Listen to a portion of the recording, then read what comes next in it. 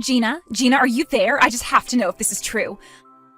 I heard that your ex-husband is the company president of Grapeco? Like, the one that's on all the magazine covers and stuff? His name is George, isn't it? Excuse me? Why in the world are you talking to me about this, Trish? Well, it's just Ben was letting me look through some old family photos that you had in the house. There was an old photo with you standing next to a man, and I finally recognized who he is. It was so weird because the pictures were old, but I felt like I had seen that man from somewhere. And now I finally realized that he's George Grape, the head of Grapeco. Wow, well, I have to say I'm impressed you could tell from such an old photo. Is that all you have to say about it? That's a little underwhelming, to be honest. Well, I'm afraid there's really not much to get all that excited about. I mean, he wasn't a company president or CEO or whatever when we were going out. I didn't hear that he'd started his own company until after he and I had broken up, but I guess now he's some kind of hotshot in the industry.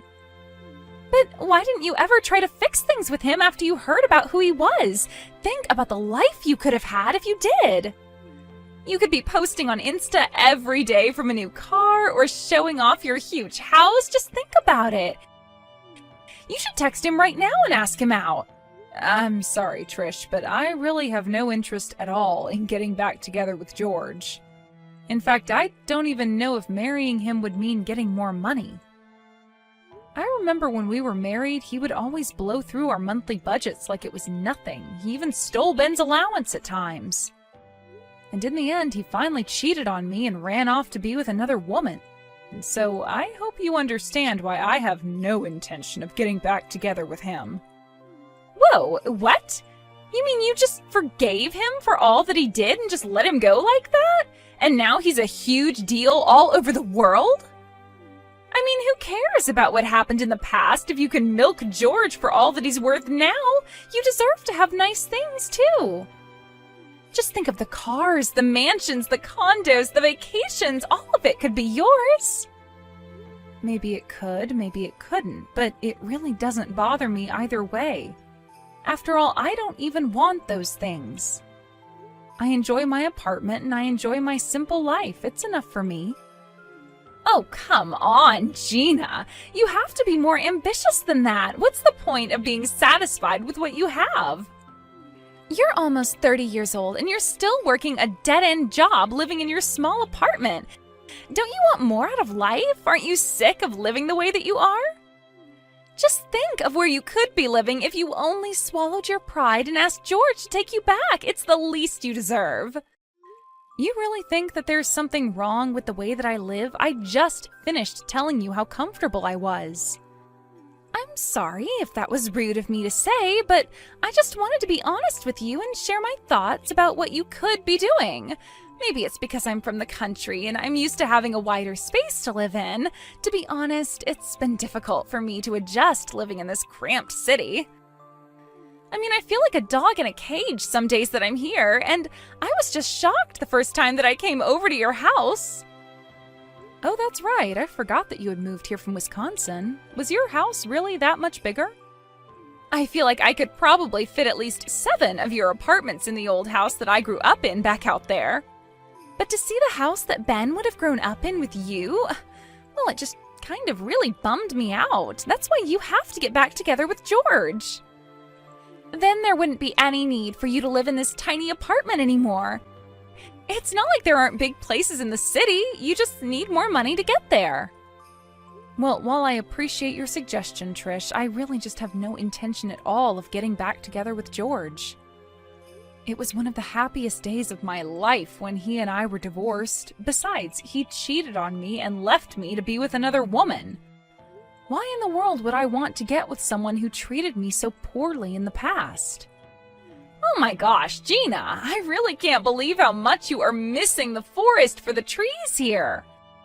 I mean, if you're not going to do this for yourself, then can you think of Ben and I at least? Think of all the ways that we could all use George's money.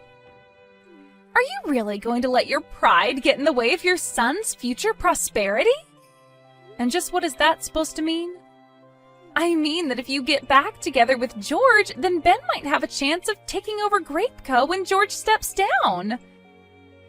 And if he does that, then that means that I'll be the wife of a CEO and never ever have to work another day in my life.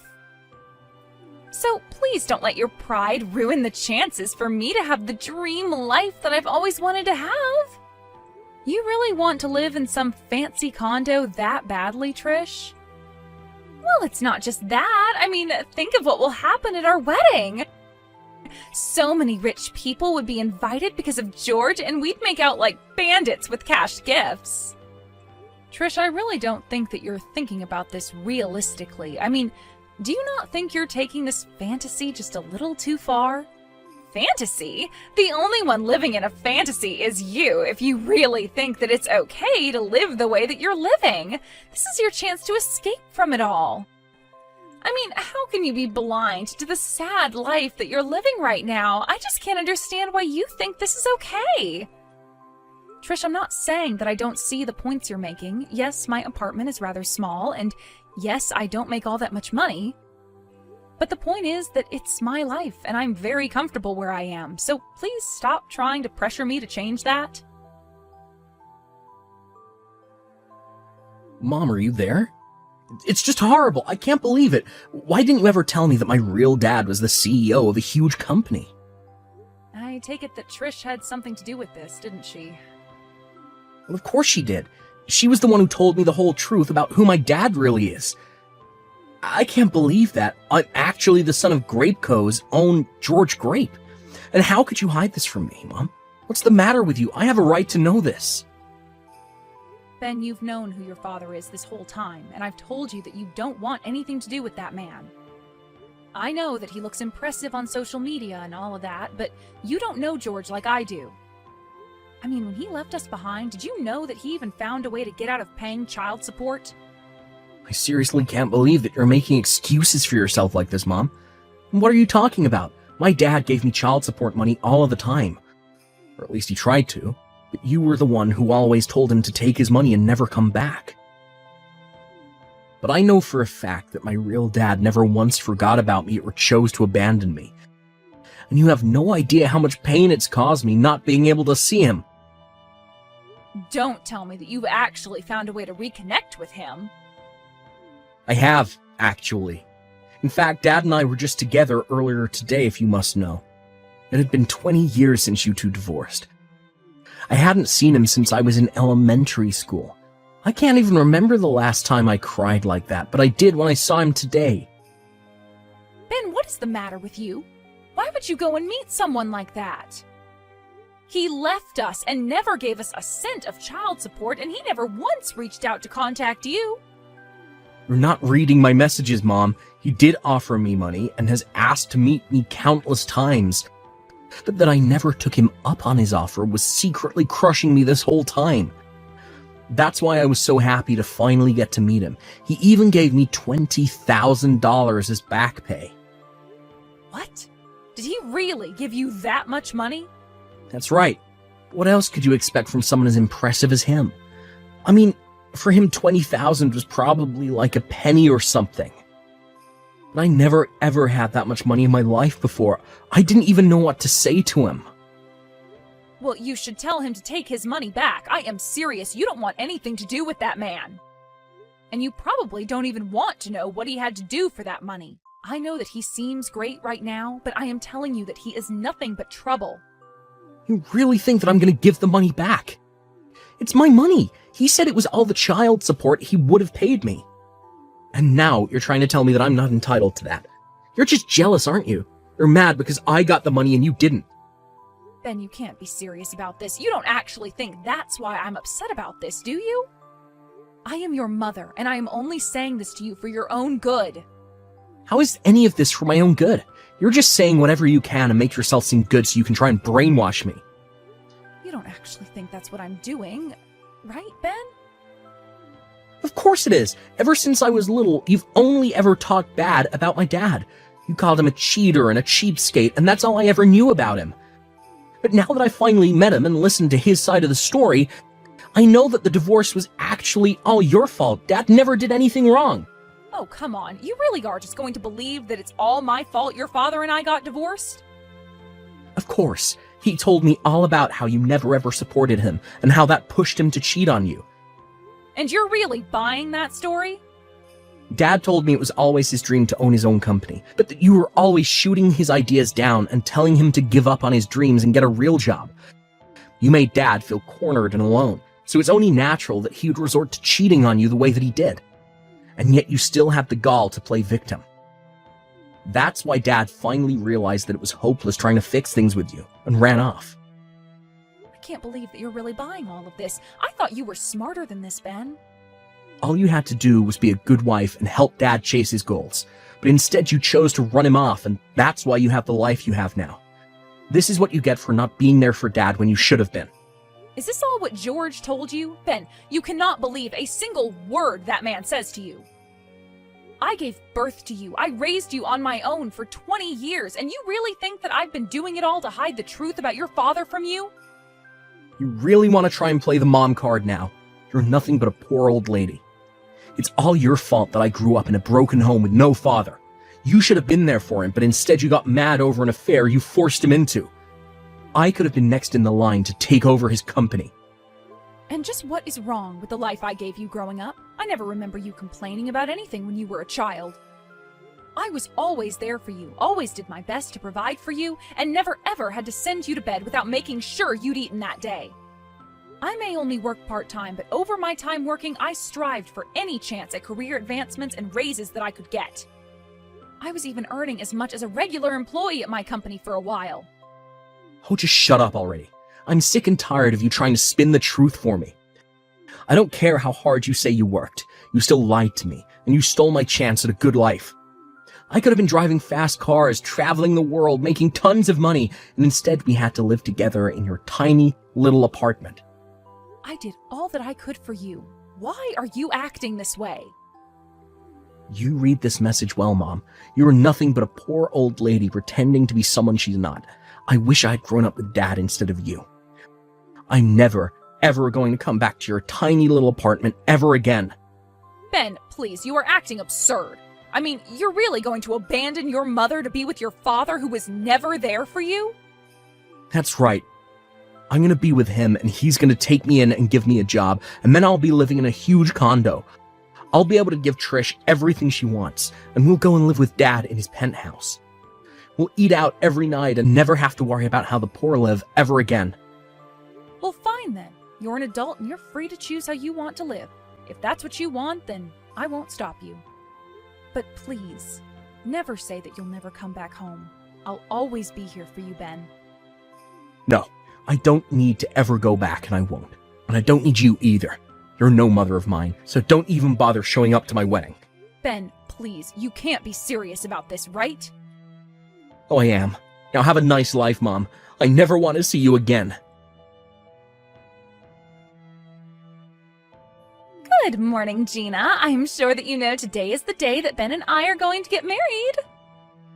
Yes, I am aware of that. Can I ask just why you're messaging me about it?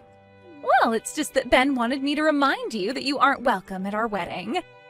I know that he told you already, but he wanted me to as well, so we could really drive it home. Just so you know that we aren't joking, and you better not be there. So you mean that you're really okay with this too? You don't care at all that your mother-in-law is banned from your own wedding? Of course I'm fine with it. I have no issue with that at all. In fact, I never wanted you here in the first place. Do you have any idea how embarrassing it is to think about just how poor my mother-in-law is? And so you two are still so convinced about how poor I am, huh? And you're still trying to convince yourself that you're not? Just seeing the state of your house, it was too obvious. But I'm not going to hang around and let my marriage be weighed down by a poor old woman like you. All my friends have great relationships with their mothers-in-law. Some of them even give my friends money as an allowance. And they told them they'd never ever need any nursing or help when they're older. But you, it's obvious that when you're older, you're going to be demanding money from Ben and I, so it's obviously better to get rid of you now. I see. Well, I guess I wasn't aware that you felt so strongly on the matter. It's really not even a choice when you think about it. A poor old mother-in-law or a rich and successful father-in-law. George is going to be our ticket to the top. He's going to let Ben take over his company, and then we'll be living in the lap of luxury for the rest of our lives.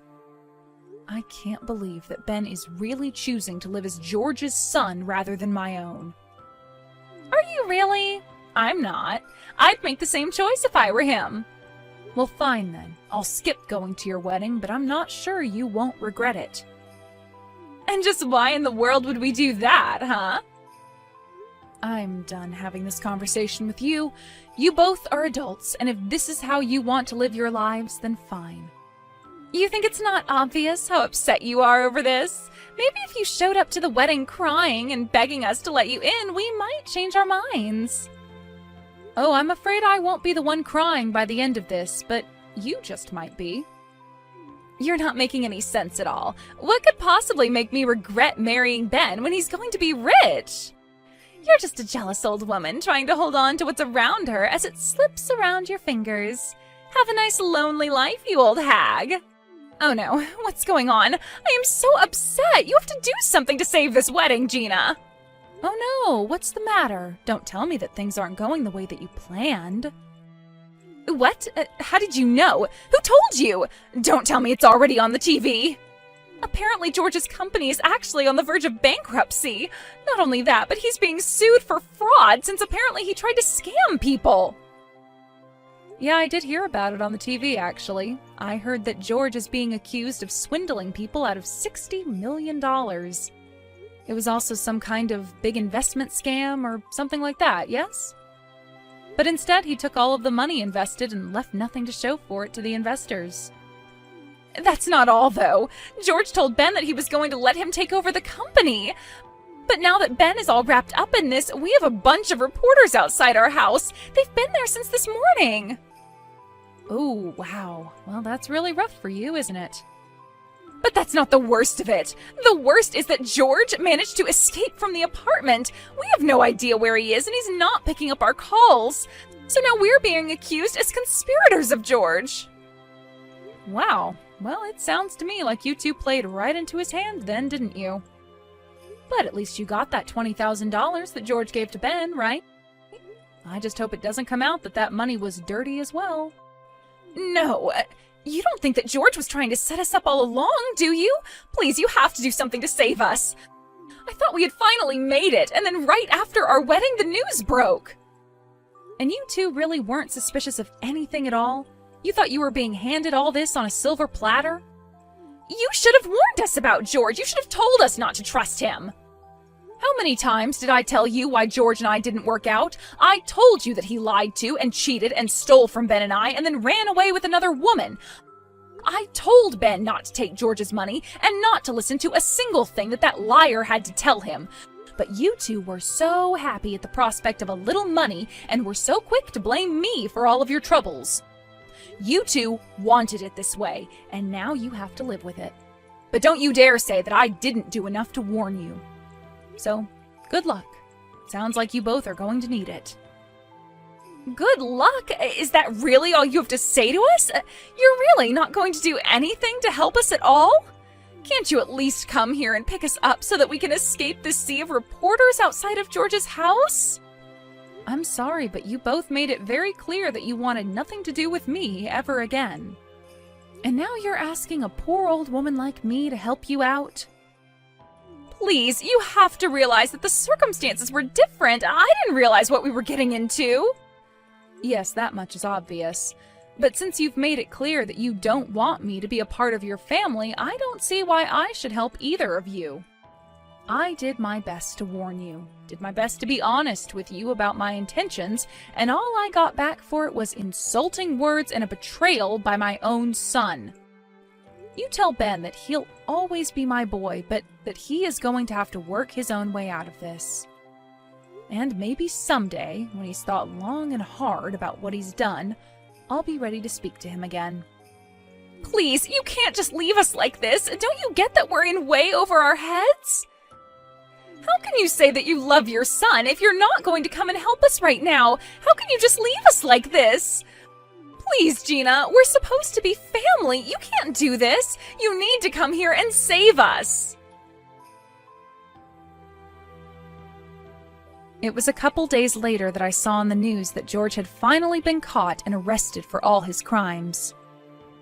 He had run back to his hometown and was hiding in his childhood home when the police found him. Apparently, the person who had given him up was actually the very woman that George cheated on me with.